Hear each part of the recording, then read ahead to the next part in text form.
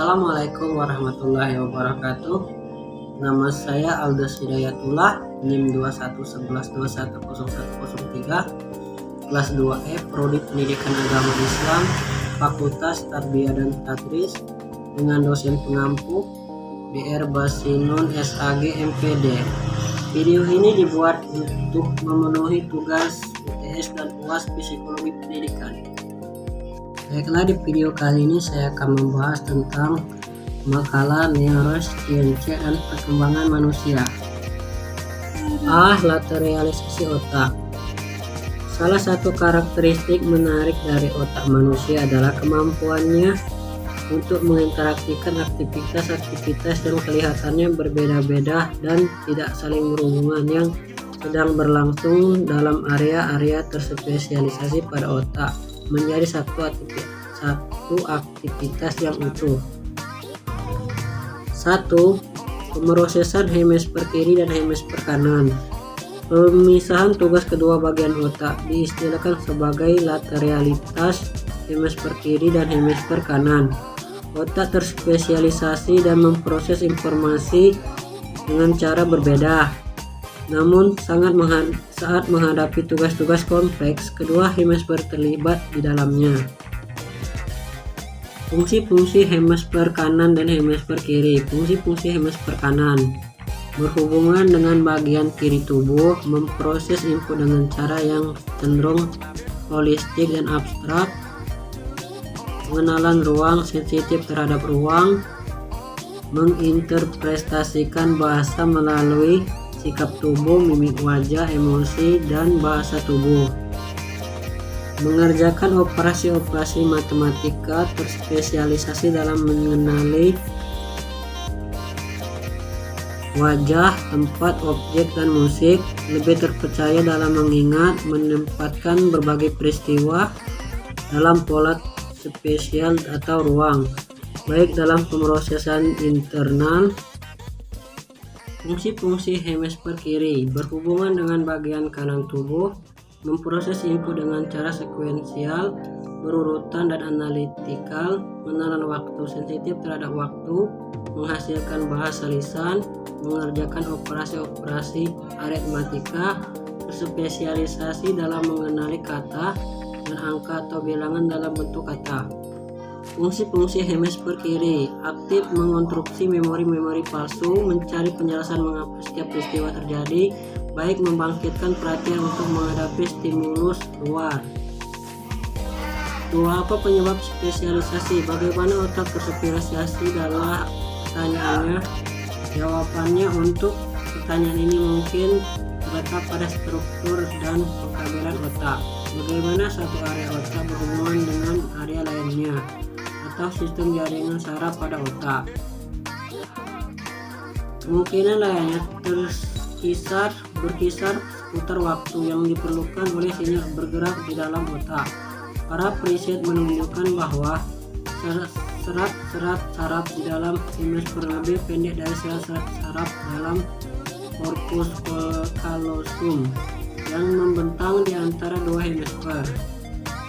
3. Terspesialisasi tidak berarti bersifat eksklusif.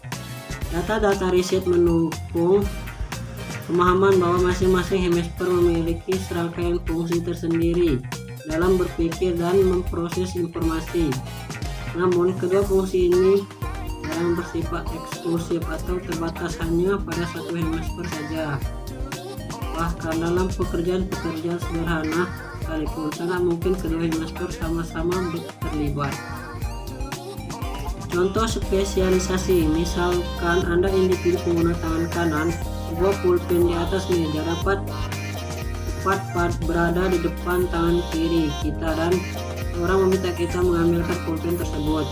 Karena ini adalah pekerjaan sederhana, kita akan mengambil pulpen dengan tangan kiri dengan gerakan halus. Implikasi spesialisasi hemisfer bagi guru. Spesialisasi otak mungkin adalah faktor yang berkontribusi terhadap profil pembelajaran individu. Walau hanya ada sedikit bukti-bukti riset yang dapat digunakan untuk mendukung pendapat ini, Kurangnya bukti-bukti substansial tidak bertentangan dengan observasi yang dilakukan para guru berpengalaman terhadap perilaku siswa, di mana mereka memperhatikan perbedaan cara dalam menginterpretasikan pembelajarannya. 4. Koneksi gender. Selama bertahun-tahun para ilmuwan telah mengetahui bahwa pada otak pria dan wanita di samping terdapat perbedaan gen, terdapat juga perbedaan terstruktur dan perkembangannya. Studi yang dimulai pada awal tahun 1970-an serta studi-studi berikutnya menunjukkan beberapa perbedaan gender dalam karakteristik dan kapabilitas otak. Perbedaan struktur dan perbedaan perkembangan development, perbedaan struktur dan perkembangan dan kinerja otak wanita dan otak pria. Wanita 1% lebih tinggi dibanding pria, jumlah sama pada hemisfer kiri dan hemisfer kanan. Persentase lebih rendah daripada pria, lebih lebar dan lebih tebal dari pria. 2. Pria, persentase lebih rendah dari wanita, jumlah lebih banyak hemisfer kiri dibanding pada hemisfer kanan. Persentase lebih tinggi dari wanita, jumlahnya sama pada kedua hemisfer, lebih kecil dan lebih tipis dari wanita. Selanjutnya, perbedaan kinerja. Tidak ada perbedaan bermakna dalam keseluruhan kinerja kognitif di antara kedua jenis kelamin. Pada saat mengingat suatu emosi, wanita menggunakan lebih besar sistem limbiknya dibanding pria. Untuk mengenali wajah dan tugas-tugas yang berkaitan dengan ekspresi, remaja lebih banyak menggunakan otak kanannya, sementara remaja wanita lebih banyak menggunakan otak kirinya. Eberhard, Shakar 2001, Van Semruth, Seligman, dan Zhu 2009. Penyebab perbedaan gender, struktur kromosom, seks, dan dapat mengingat dari pembelajaran biologi bahwa konsepsi pembuahan menghasilkan telur terbuahi yang mengandung 23 kromosom dari sel telur ibu dan 23 kromosom dari sel sperma ayah. Efek-efek hormon. Hormon-hormon seperti testosteron dan androgen kemungkinan memengaruhi perkembangan otak secara berbeda antara pria dan wanita. Pengaruh seleksi alam. Seleksi alam memengaruhi otak kita berevolusi. Selama ribuan tahun, pembagian kinerja antara pria dan wanita sangat jelas terlihat. Pengaruh lingkungan. Masing-masing gender memiliki cara berbeda untuk berkembang dan berinteraksi dengan lingkungannya. Wanita empatis dan pria sistematis. Simon Baronson 2003 telah merangkum perbedaan-perbedaan antara otak pria dan wanita berdasarkan pendapat bahwa otak wanita disusun terutama untuk bersifat empati dan otak pria disusun untuk bersifat sistemis. 5. Sekolah dan organisasi otak. Sekolah berorientasi bahasa. Sebagian besar pendidik mengakui bahwa sekolah terutama adalah institusi berorientasi bahasa, khususnya pada tingkat sekolah dasar. Sekolah adalah lingkungan struktur yang berjalan berdasarkan jadwal waktu. Pengaruh terhadap program-program sains dan matematika. Studi pemindaian menunjukkan bahwa otak pria dan wanita menangani angka dan penghitungan dengan cara berbeda. Schiller dan Menon 2009. B. Spesialisasi bahasa. Manusia telah mengembangkan komunikasi lisan yang rumit dan bermakna kompleks, yang menurut sebagian orang kemampuan berkomunikasi seperti ini telah menjadikan manusia sebagai spesies yang dominan di planet bumi. Bahasa lisan benar-benar merupakan pencapaian yang menakjubkan untuk berbagai macam alasan. Paling tidak, kemampuan ini memberikan bentuk pada memori kita dan kata-kata untuk mengekspresikan diri kita. 1. Mempelajari bahasa lisan. Mempelajari suara fenom. Neuron dalam otak bayi mampu merespon suara semua bahasa di muka bumi. Bahasa lisan terdiri dari unit minimal bunyi suara yang disebut fenom fonem yang digabungkan membentuk suku kata syllable. B. Dari fenom menjadi kata-kata. Langkah selanjutnya bagi otak adalah mendeteksi kata-kata dari berbagai macam bunyi yang diproses. Hal ini bukan pekerjaan yang mudah karena orang tidak berhenti antara kata pada saat mereka berbicara. C. Mempelajari tata bahasa. Pada tahun 1950-an, bahasa dari MIT Noam Chomsky berargumentasi bahwa semua bahasa memiliki beberapa peraturan yang sama yang menentukan bagaimana kalimat dibangun, dan bahwa otak sejak awal telah memiliki sirkuit terprogram untuk merespon peraturan-peraturan ini. D. Keterlambatan berbahasa. Sebagian besar bayi mulai mengucapkan kata pada usia 10-12 tahun. 12 bulan. Pada beberapa anak terdapat keterlambatan di mana mereka mungkin tidak mengucapkan kata-kata dan frasa yang logis dan beralasan sampai usia 2 tahun. Implikasi. Dalam sekian banyak bukti-bukti bahwa kemampuan otak untuk menguasai bahasa lisan mencapai puncaknya pada usia dini anak-anak, maka orang tua harus menciptakan lingkungan yang kaya yang melibatkan banyak aktivitas komunikasi seperti berbincang, bernyanyi. Hal ini juga berarti guru dan orang tua tidak boleh berasumsi bahwa anak yang memiliki kesulitan dalam belajar bahasa juga akan mengalami keterbatasan dalam proses berpikir kognitif. 2. Belajar bahasa kedua. Jika kita ingin anak kita menguasai bahasa asing, sebaiknya mulai penguasaan tersebut selama tahun-tahun awal pertumbuhan anak, di mana otak masih aktif menciptakan bunyi-bunyi, fenom, dan jaringan-jaringan sintaksis. Mengapa lebih sulit belajar bahasa asing pada usia lebih lanjut?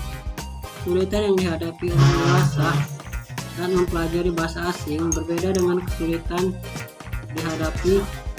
yang dihadapi anak-anak. Sebagai contoh, peraturan fenom, tata bahasa, sintaksis bahasa ibu tampaknya berbaur, terjadi transfer negatif dengan peraturan bahasa asing. Pearson et al. 2003. C. Belajar membaca. 1. Apa membaca adalah kemampuan alamiah? Tidak juga. Kemampuan otak menguasai bahasa lisan dengan ketepatan dan kecepatan mengagumkan adalah hasil instalasi genetik dan adanya area-area otak yang terspesialisasi untuk tugas ini. 2. Sistem saraf yang terlibat dalam membaca. 3. Sistem saraf yang terlibat dalam proses membaca.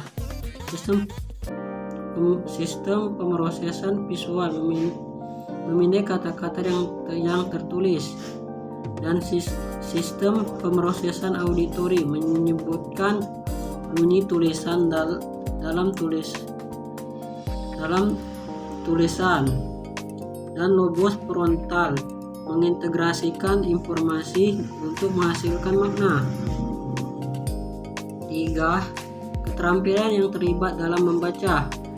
Agar integrasi kompleks dan dari sistem neural ini menghasilkan keberhasilan dalam membaca, sikap individu harus mengembangkan keterampilan spesifik dan memiliki informasi tertentu, yaitu kesadaran fonologis dan fonemis, prinsip alfabet dan fonis, kosa kata, vokabulari, kefasihan, pemahaman teks. Masalah-masalah dalam membaca. Untuk saat ini, observasi krisis tentang perkembangan anak dalam belajar, berbicara, dan akhirnya belajar membaca masih menjadi sarana paling efektif untuk mengetahui potensi masalah. Sebab-sebab linguistik atau kebahasaan. Yang pertama, defisit fonologis, bahwa kecepatan pemrosesan auditori berbeda dengan kecepatan pemrosesan visual. 3 perbedaan struktur di dalam otak. 4 defisit memori fonologis. 5 genetik dan gender. 6 luka bercak otak pada area pemrosesan bahasa. 7 buta kata. Sebab-sebab non-linguistik. 1 persepsi tentang bunyi berurutan, diskriminasi suara frekuensi. 3 deteksi bunyi target dalam kebisingan. 4 koordinasi motorik dan otak kecil. 4 attention deficit hyperactivity disorder ADHD. Implikasi dalam mengajar membaca. Mengajar anak-anak belajar membaca bukan tugas yang mudah, khususnya di kelas-kelas sekolah dasar saat guru menghadapi anak-anak dari berbagai kondisi rumah tangga, beda budaya, dan bahasa ibu yang berbeda. Dengan variabel-variabel seperti ini, guru yang sukses dalam mengajar membaca lebih bersifat fleksibel, tidak kaku, dan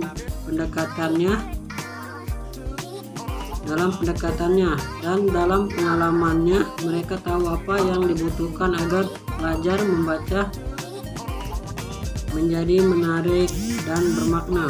Mungkin itulah materi yang dapat saya paparkan. Semoga bermanfaat pada kawan-kawan. Akhir kata, wassalamualaikum warahmatullahi wabarakatuh.